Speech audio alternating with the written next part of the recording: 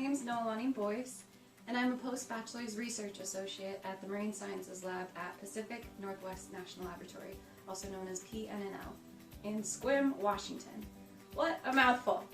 But in addition to that, I am also a STEM ambassador, and that means that I get to tell you about what I do, and hopefully I can also help you find your own interest in a STEM field. So one thing about me is that I absolutely adore living organisms. Anything that photosynthesize. Trees outside, my little gardenia, maybe a money tree plant, anything. I love them, and I'm so lucky that I get to do that for work as well. But what I actually research in the lab are microscopic organisms, which you really can't see with the naked eye. I have to look through a microscope.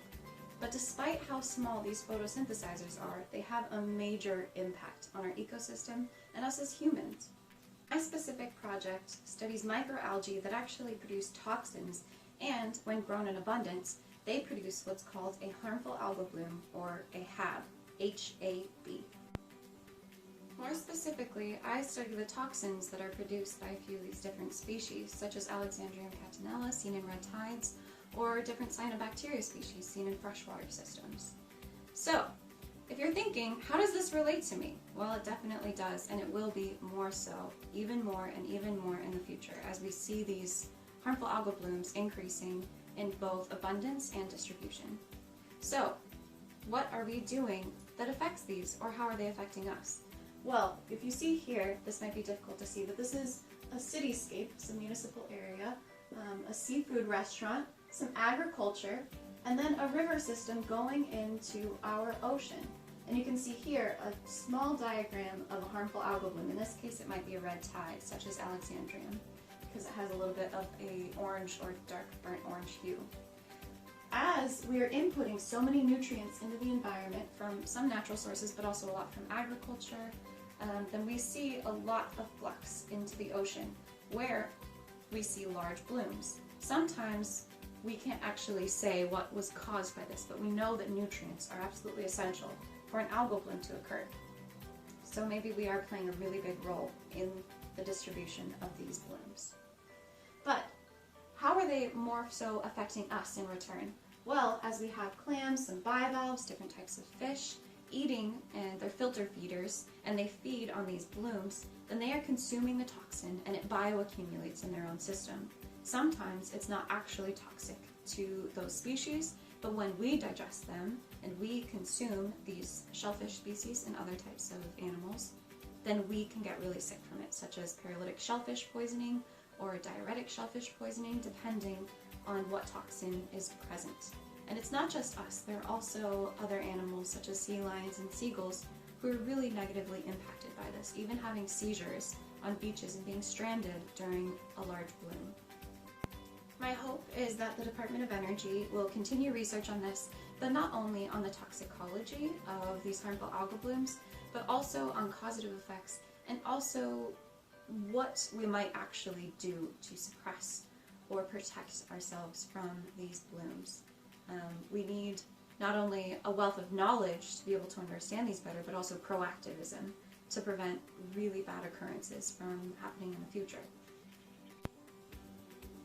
The driving forces of my career are finding ways to protect the health and safety of our community, but also protect the environment simultaneously.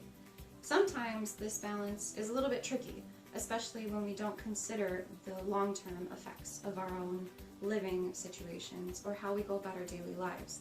But I'm lucky in that what I do directly focuses on the safety of both animals and plants in the environment, as well as humans. So I love that I'm able to tackle both of those issues at the same time, or trying to create a foundation of knowledge so that we can tackle them at a later point in time.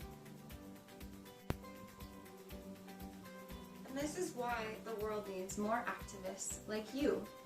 I came into a STEM field because I loved the natural world and understanding what we do. I also grew up with a lot of creativity in my house.